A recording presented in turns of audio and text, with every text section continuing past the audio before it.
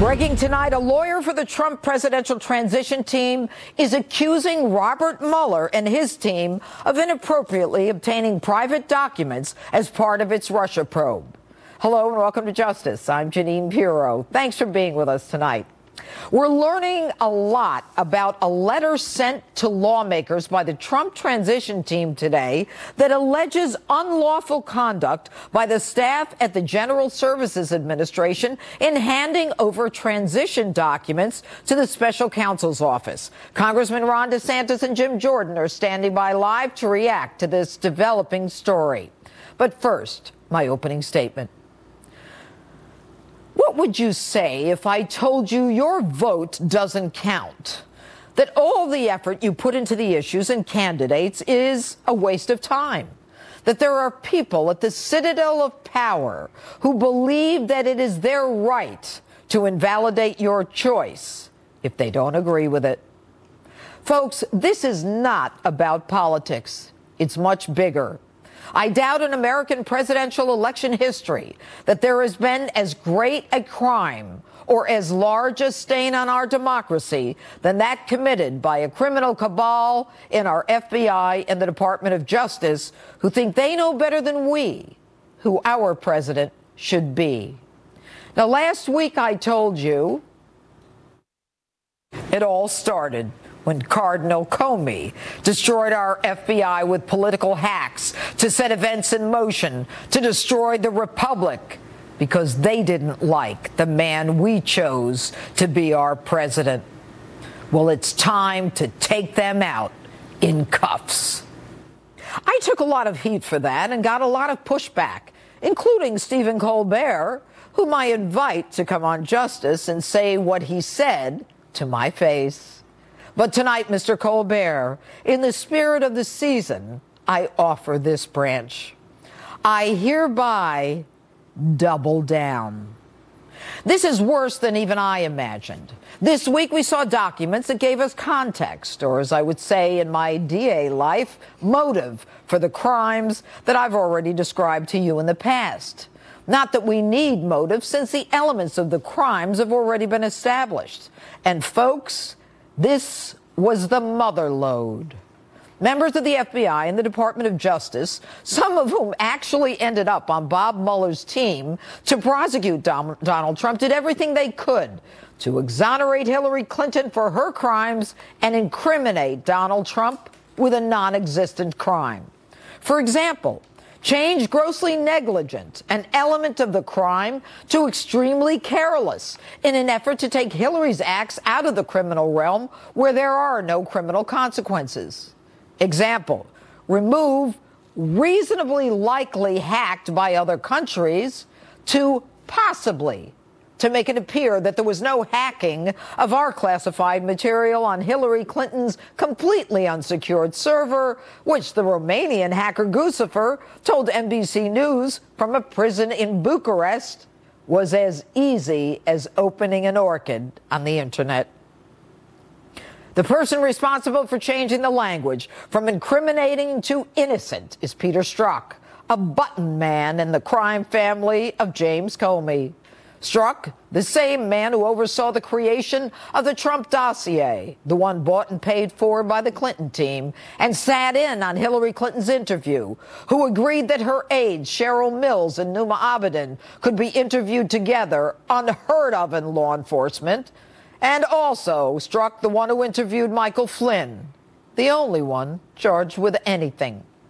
Strzok was a student of Andrew McCabe, deputy director of the FBI, and according to the Wall Street Journal, Strzok, his gumad, Lisa Page, and McCabe met at around the same time the FBI launched its counterintelligence investigation into possible Trump-Russia ties. Strzok, since he's head of the counterintelligence unit, is reported to have signed the affidavit based on the false dossier for the FISA warrant on Trump and his associates.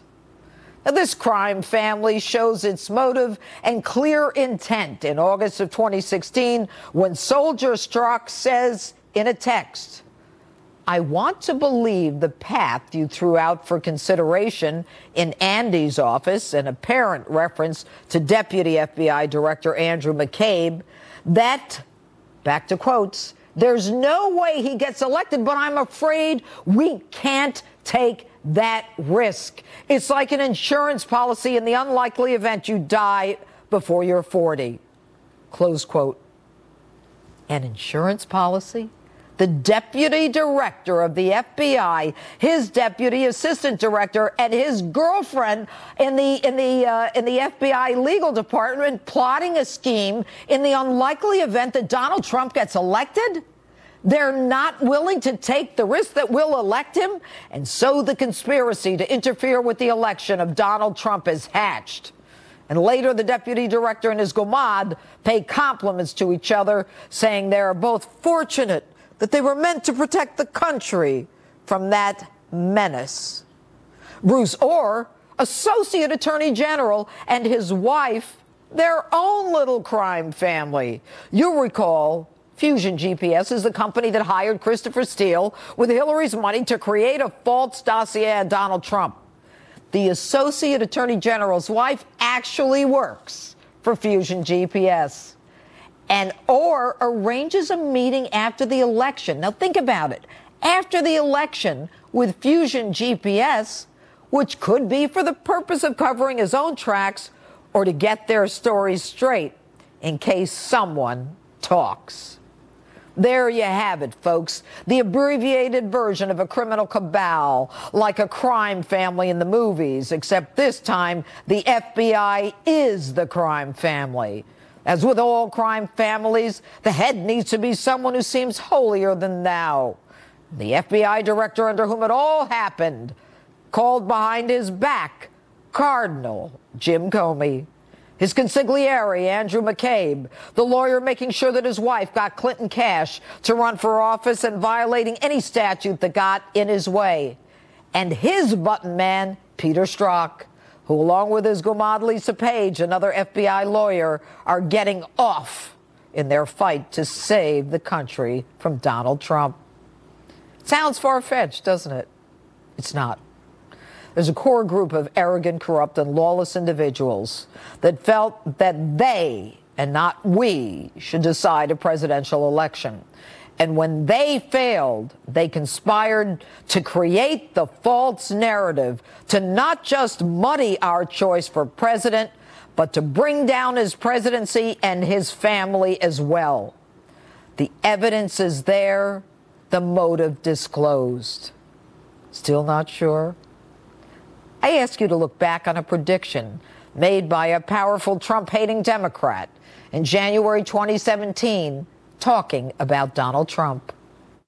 Let me tell you, you take on the intelligence community, they have 6 ways from Sunday at getting back at you.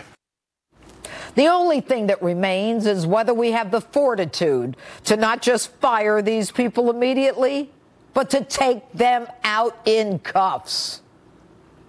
And that's my open. Tell me what you think on my Facebook, Twitter, and Instagram, hashtag Judge Jeanine.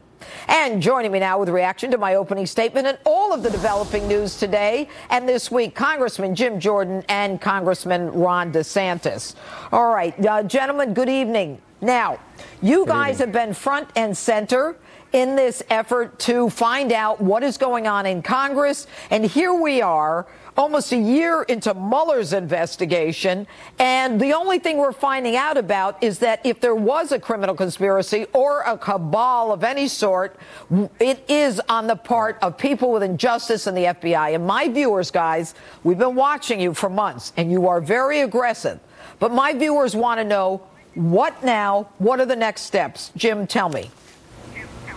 Well, we're going to subpoena Andrew McCabe, subpoena Peter Strzok. And first of all, Judge, your opening was perfect. That lays out the entire story. Bruce Orr, Peter Strzok are central to this. So subpoena Andrew McCabe, Bruce Strzok, Bruce Orr, his wife, and Lisa Page. And I also think the chief of staff of the FBI needs to be brought in. So let's get all the documents. Let's bring them in for depositions. And let's put them on the same witness stand that Rosenstein said on last week and Sessions said on a few weeks ago, and ask them the same tough questions so the American people can get the answers. answers. But we need the documents, we need to depose them, and then we need to subpoena all those individuals. All right, Congressman DeSantis, how long is that going to take? If my viewers are listening, look, they hear you guys, they know you're both very aggressive. What is going to happen? Well, Jimmy and I are ready right now, so we want to get it done very quickly because, Judge, this is holding these people accountable. Get it done Monday. We should look. I'm there if we can do that. We need to get support from the chairman of the committees and the leadership. I think we actually are going to get that. But unfortunately, Jimmy and I can't just do depositions on our own. So we're working that, and I think we can do it. But here's the thing. Yeah. All those guys need to be held accountable for what they did, but it needs to be exposed because this goes to the heart of whether this whole investigation was legitimate from the start. We still don't know. The government won't admit whether they paid Christopher Steele for the dossier, how the Russia thing started, whether they used it to surveil Trump associates. And so all this stuff needs to be brought to light. Congressman, with all due respect, the Deputy Attorney General, Rod Rosenstein, looks like a deer in the headlights, right, when he's trying to give an answer as to why he's not giving you anything. He's not giving you anything. Well, we actually, Devin Nunes, to his credit, is going to pursue, and I'll be very supportive of this, as Jimmy will be, contempt of Congress on Rosenstein and on the FBI director if they don't produce the answers to those very simple questions. You send them a letter. You say show up. They don't show up. Then you subpoena them. All right? And then they come in. Do they take the fifth? What happens then?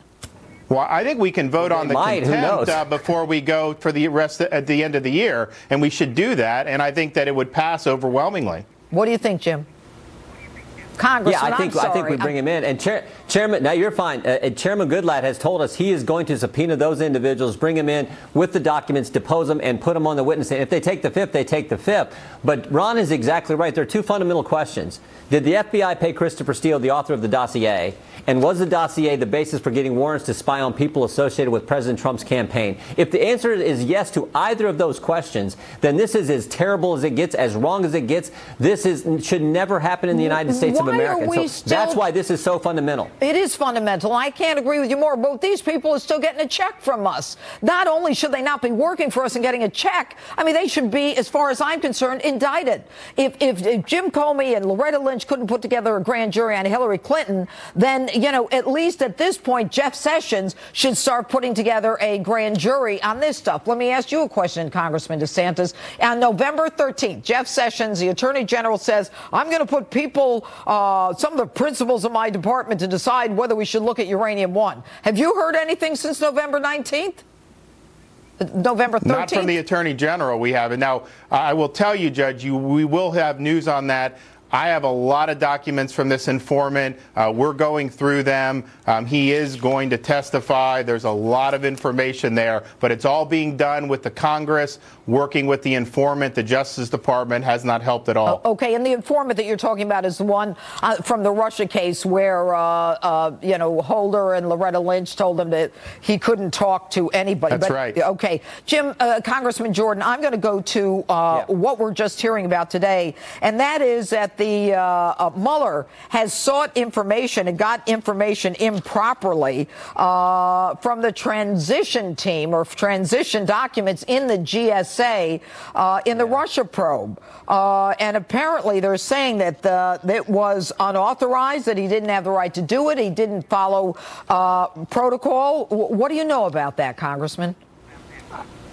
Just what you're telling me, I have not looked at that in depth, but I will tell you this: and when you went through your whole series of what took place here, you talked about Bruce Orr meeting with the founder of Fusion GPS, Glenn Simpson, after the election. Right. And you think, why would they meet after the election? Maybe it was to get their story straight. Maybe it was to look at ways to cover up their track. But it also could be, how are we going to double down and go after now President-elect Trump? Thinking about what Chuck Schumer said. So if that, maybe it was both. Maybe they're looking, how can we cover up because our person didn't win the White House?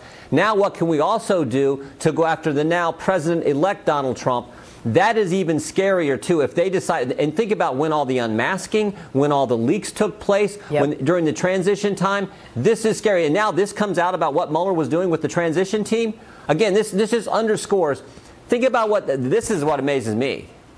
President Trump won in spite of the Republican establishment being against him, the Democrats being against him, the elite media against him, and the FBI and the Justice Department were against him, and still he prevailed. Still the American people said, we don't care about, we're making that guy our next president. We're putting him in the Oval Office. To me, that's the real story here. In spite of all that, he still won because the American people were so fed up with this kind of baloney.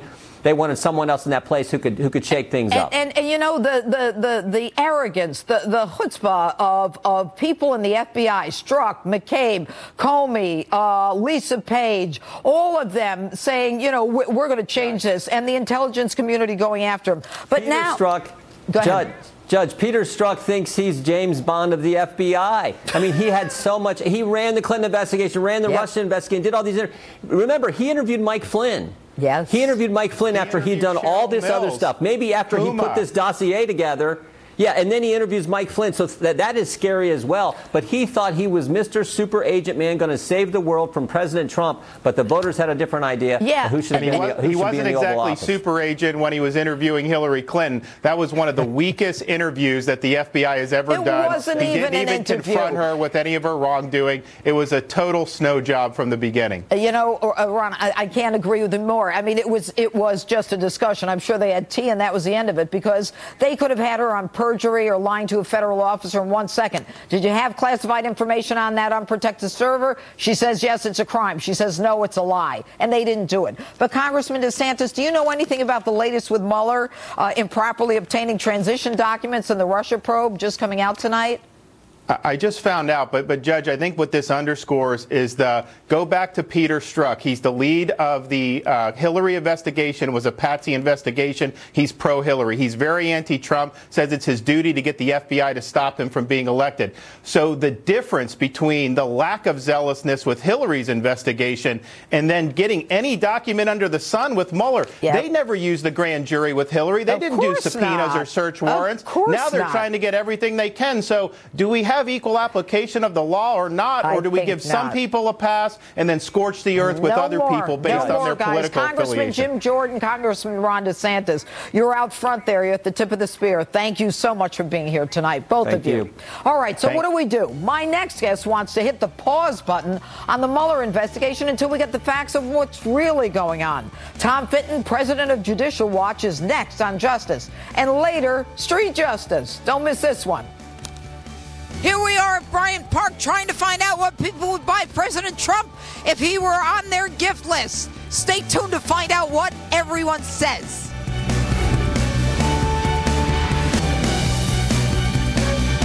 Welcome back to Justice. My next guest is fired up and says we should, at the very least, put a pause on the Mueller investigation and get an independent analysis of what went on. Joining me now with more, the president of Judicial Watch, Tom Fitton. All right, good evening, Tom. You know, this past week was stunning to me, because if you heard my opening statement, it put everything in context. It gave motive to the actions for anyone who wasn't sure if those actions were benign or malignant. And to me, it is the dressing on the cake. And what I want to know right now is whether or not, if we've only gotten 375 of 10,000 texts, whether we can expect even more context of these actions by the FBI and DOJ. Yes, but they're not going to put out the material willingly. I mean, we've been fighting with them about these texts. They've been ignoring our request about the denial or the removal of Strzok from the Mueller investigation. So we just had to sue last week for the records. We know how whistleblowers are treated by the Justice Department and FBI if they think they did something wrong. In this case, we know what happens when they are protected. These two, Peter Strzok, are being protected, Lisa Page is being protected, Andrew McCabe is being protected, and Andrew Weissman, who is the number 2 at Mueller's operations, being protected. He's about as partisan as it comes. I don't understand why Rosenstein is frozen in place, and frankly the FBI director, in handling this corruption that's going on right in front of them. Here's the bottom line. Rod Rosenstein and Christopher Wray, they need to fire all of those individuals. These guys don't have a right to a job. They don't have a right to collect money that we're paying for when they are accused of all of these actions. And now, if we had a grand jury, this could be proven in a second. In November, the Attorney General talks about, well, I'm going to look at this uranium one and put people from the Justice Department in to decide whether we should look at it. Whether you should look at it, everything about that is a pay for play. But let me ask you this. There is a sound. We have Senator Ron Johnson, who was on my colleague Tucker Carlson's show a couple nights ago. I think we have it. So what can you do? We'll keep making these things public, and hopefully public pressure will force the FBI to come clean if they really want to remove the suspicion surrounding not only what happened back under the Hillary Clinton email investigation, but currently what's happening under the Mueller investigation. I'm not saying that. Okay, so, Tom, what, hopefully public pressure? What's the public going to do? Come out like a lynch mob? No, public pressure doesn't help. We need someone with a grand jury or the authority of law. What do you suggest? Well, in fact, Congress, FBI can't spend $1 without Congress appropriating it. So for senators to say they just have to rely on public pressure like they're an average citizen, it's a bit odd to hear. Look, we're suing in court. Frankly, we get documents Congress can't get, so I'm quite confident we'll get something that Congress isn't even getting. And you know what I think is very interesting? Now, General Flynn's case is before Judge Sullivan, who granted us discovery in the Clinton email case. He has a record of not being terribly patient with government misconduct. And I think if the issue is raised with him, was this FBI special agent who hated Donald Trump and was obviously doing something wrong to prevent him from being successful in office, did he mess up or mess with the Flynn investigation as a result?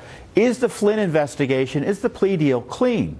And I think the judge can make inquiries there. Well, but you know what? And he may do it on his own, given all the news. Well, Judge Sullivan is the judge who is very hard on the State Department. And you're right. But for you, Tom, and I've given you kudos many times, you're getting stuff through Freedom of Information and a judge who understands the law and what is public and what we're entitled to see more than Congress is. That's what's so frustrating about all of this. So what we've got to do is have a federal judge understand that contempt is a citation that even he can impose on lawyers who don't do what they're supposed to do. Yes? I agree. And you know what else can happen? The president can take steps to make sure the American public knows what its Justice Department, FBI have been up to. Because right now, the agencies on their own are stonewalling both Judicial Watch and Congress. And the president can intervene and say, look, you've got to release documents according to law here. Stop playing games. Stop telling people they have to wait years for documents. I agree. When you can release them tomorrow. Release the text. All right. Tom Fitton, thanks for everything you do. Thanks for being on with us tonight. And Street Justice still ahead. And next, the panel is popping. Dan Bongino ready for battle and Chris Hahn right here in studio. The debate is about to begin. Don't go away.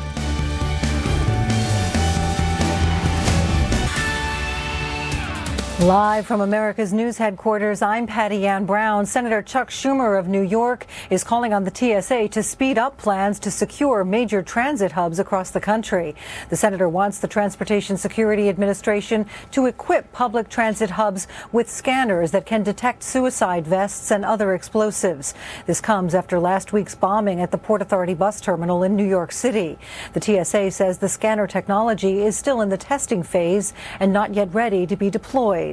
And 5 skiers were hurt, dozens more stranded above the slopes when a ski lift malfunctioned in central Pennsylvania Saturday morning. Officials say a lift chair at the Tussey Mountain Ski Resort slipped along the haul rope, sliding backwards into the chair behind it, causing a domino effect. It took nearly an hour and a half to get everyone down from that lift. I'm Patty Ann Brown. Now back to Justice with Judge Jeanine.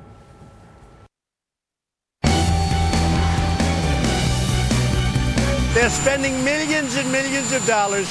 There is absolutely no collusion. I didn't make a phone call to Russia. I have nothing to do with Russia. Everybody knows it. That was a Democrat hoax. It was an excuse for losing the election. And it should have never been this way, where they spent all these millions of dollars. That's President Trump again reiterating no collusion with Russia and trying to actually get things done in that swamp called Washington, like tax cuts. But joining me now to battle it all out, my star political panel for the night, former Secret Service agent and best-selling author Dan Bongino, along with former aide to Senator Chuck Schumer, radio talk show host Chris Hahn. All right, guys, this week, if you listen to my opening statement, you'll realize that I believe that we got motive, we got context to all of those texts and things and actions that people said, well, that was benign, it didn't mean anything. But now we know that these people wanted to stop Donald Trump from becoming the president, and once he became, they decided that with counterintelligence operatives that they would start the Trump-Russia collusion thing, which, by the way, is not a crime. So, Chris, I will let you start. Well, look.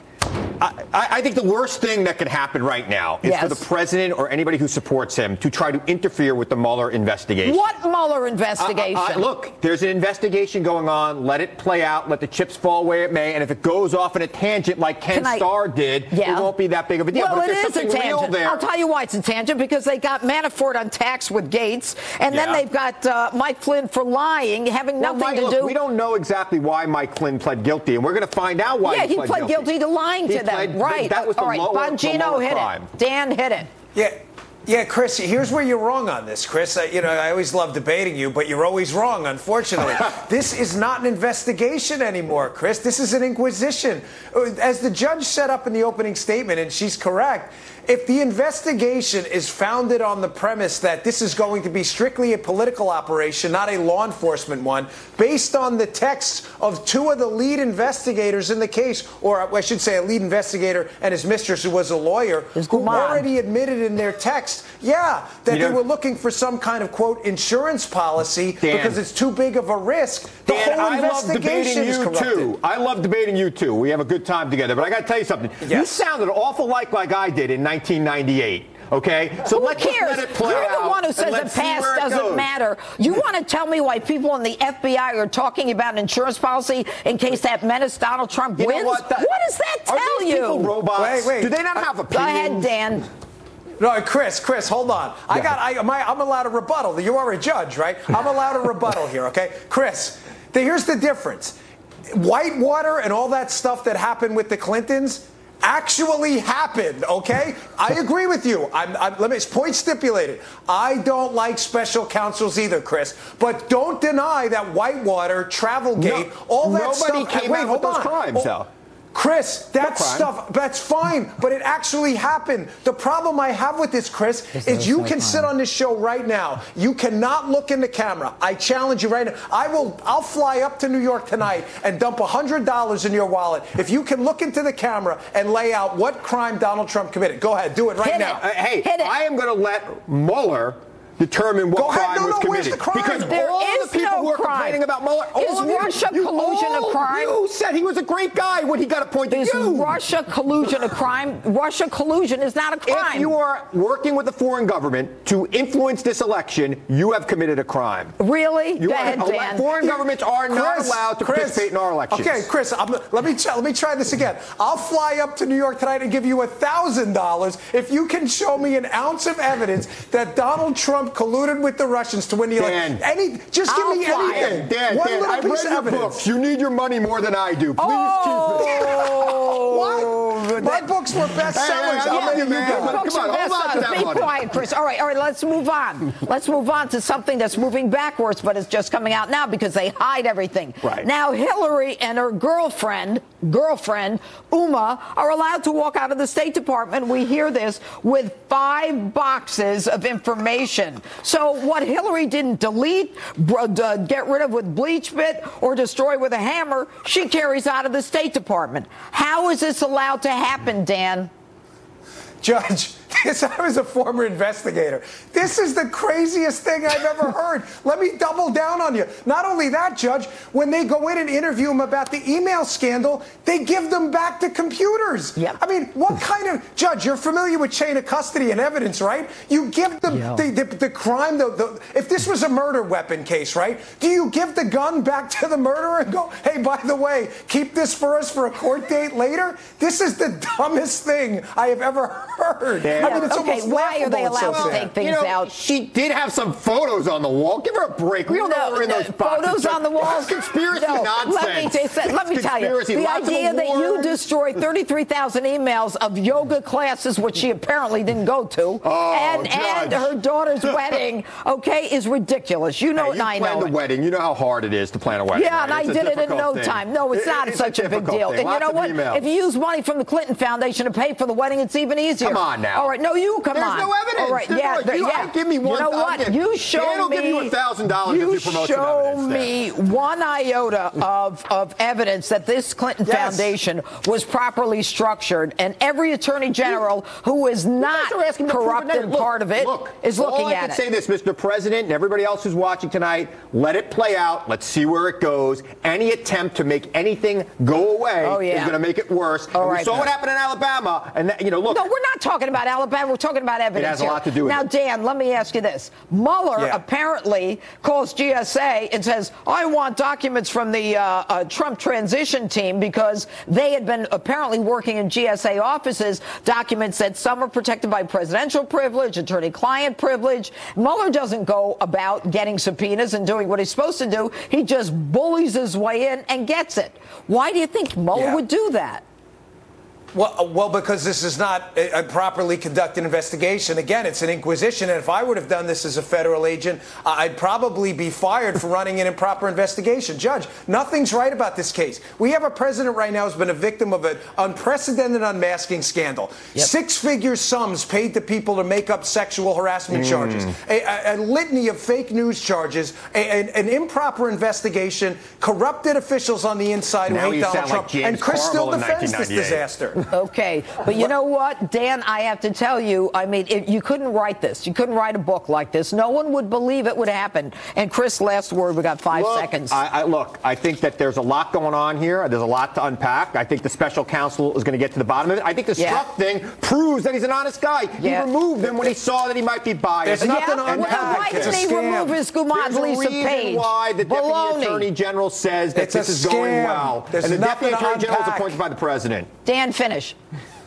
There's nothing to unpack, Con. It's a scam. Wake up. Take the blinders off. Gosh, Dan Bongino, Chris Hahn, thanks so much. And from the usual celebrity suspects to a local politician, I heard some outrageous things this week. And joining me next to talk about all of it is Michael Tamero. You're going to love this segment. Stay with us.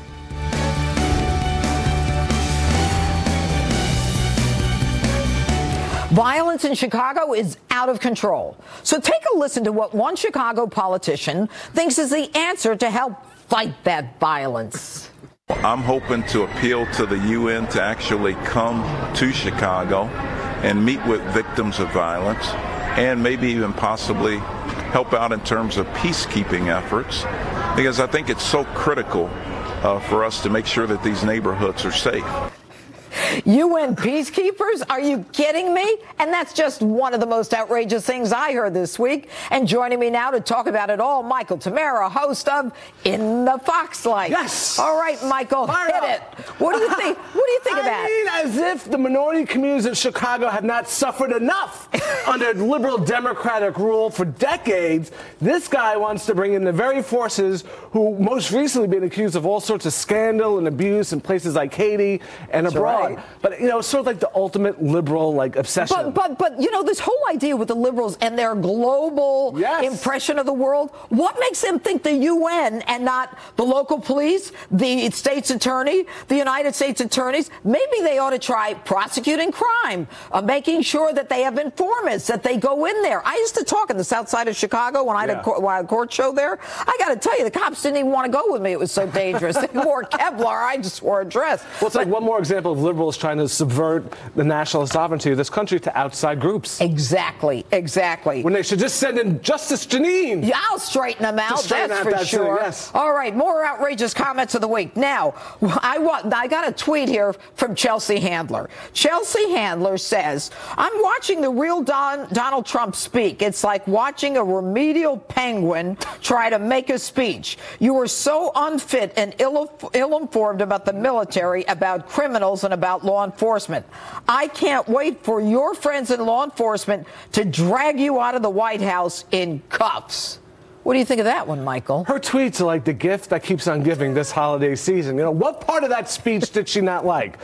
When he, threw out his unwavering support to our police forces and men and women who protect us? Yeah. It's just she has become so unhinged, like so many out there in Hollywood right now. And she wants to go into public service because she's managed to do, with her show, the one thing that Netflix rarely does, and have her show canceled. Yeah, she had to cancel her show's canceled on and Netflix rarely cancels shows. But don't we have her in the bathtub? Doesn't she tweet with herself in a bathtub, guys? I think we should have that thing. But anyway, take him out in handcuffs. So unhinged, so rabid towards Donald Trump and the First Lady Melania. I proffer a theory about Chelsea Handler. You're going to hear it first here on Just Jeanine, like that little boy in the classroom who starts pulling the girl's ponytail in front of him. No. I think she may be crushing a little bit on Donald Trump. Yeah? Just saying. Do you think? Possibly. Well, I got to tell you. She's obsessed with him. Yeah, maybe that's why she's so jealous of Melania. When she says, Melania, who speaks 5 languages and is drop-dead gorgeous, she says, why would I talk to her? She can't even speak English. All right, let's go. Okay, now... Here we got another tweet from Rosie O'Donnell, one of my favorites. All right. Every single senator that votes yes needs to be voted out and ostracized socially for betraying their country and fellow Americans. Hashtag GOP tax scam. Hashtag shame. What do you think of that? Liberal tyranny at its best. You just can't disagree with someone. You have to ostracize them and disgrace them. And, Rosie did a movie in 1994 called Exit to Eden. It was awful. And in this movie, she actually wears a leather S&M outfit. Really? So if anyone is not ostracized after wearing that, Rosie, you shouldn't be ostracized for anything. Yeah, but you know what I don't understand? Aren't they the people who said they were going to move if he became president? Why aren't they moving? Liberals rarely live up to their promises. But, it sort of reminds me, all these Hollywood hysterics and the Hollywood people on Twitter, reminds me of that last night in 1980 during the Reagan campaign when the hecklers were trying to drown him out. And I sort of wished Donald Trump would channel that moment when Reagan just leaned into the microphone and said, shut up. Oh, yeah. And the place went wild. I love it. I love it. Don't we both wish? Anyway, Michael Tamero, love having you on Justice. Great to see you. Thanks so much. And Street Justice is next. Stay with us.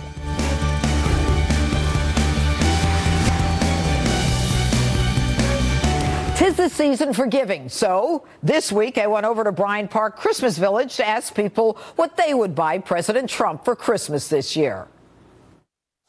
What would you buy Donald Trump for Christmas? Anything he wants. I would get Donald Trump my life. I love him. If you had to buy Donald Trump a gift for Christmas, what would you buy him?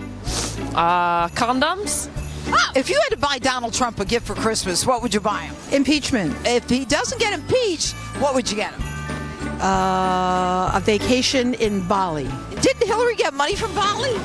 No, Hillary did everything right. And there you have it from Manhattan. If Donald Trump were on your Christmas list, you had to buy him a gift, what would you buy him? Well, it wouldn't be a tie because he's got plenty of them, okay? Right. So I would just give him lots of prayers. Yes, a prayer that he continue to do what he's doing because I feel safer. I feel that we are finally coming around, and I have a feeling that with God's help, he's going to unite us all. All right, Brixton, if you had to buy Donald Trump a gift for Christmas, what would you buy him? Come here. Would you give him a kiss? Okay, I think he's kind of giving him a smooch. If you had to buy Donald Trump a Christmas present, what would you buy him? Oh, man. That's a tough one, I know. I wouldn't give him $1 million because that would mean nothing. I think a heartfelt thank you from the bottom of my heart, and I can't wait to vote again for you in 2020. We'll have to do. A big American flag. A hat and a scarf. Make sure he's warm in the White House. Yeah, that's a good idea. A heart pillow because I love him. Aw, and you? Oh, probably a bottle of champagne to celebrate him being a president and us. But he doesn't drink alcohol. He never drinks. Well, then we'll get him some sparkling apple juice. Buy him a muzzle. I'll bet you two have a great relationship. How about a Hillary Clinton dartboard? So here I am at the Truffleist at Bryant Park, and I think this is the perfect place to actually buy something for President Trump. Truffle oil.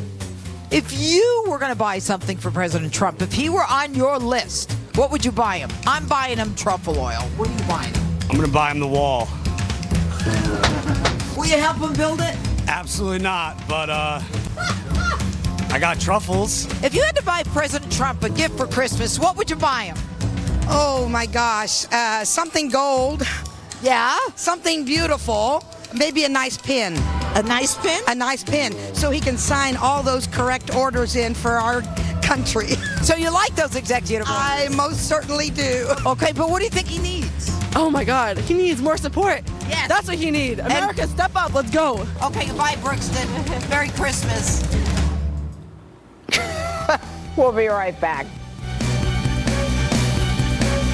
Finally, tonight, many of you know that I had rotator cuff surgery this week. Here's a photo of me from before the surgery that I posted that's gotten more than 60,000 likes. And I want to thank all of you for your support and your messages and your prayers. And that's me right after the surgery. I'm smiling because I'm still high from the whatever, and I think everything is so cool. But the truth is, I'm back at home with Lancelot with an ice shoulder cup, which is phenomenal, that I put on my shoulder. And I want you all to know I'm doing well, and I want to thank my doctor, Dr. William Levine at Columbia Presbyterian Hospital, and the team there. They were phenomenal. And Dr. Robin, who gave me the anesthesia, was great.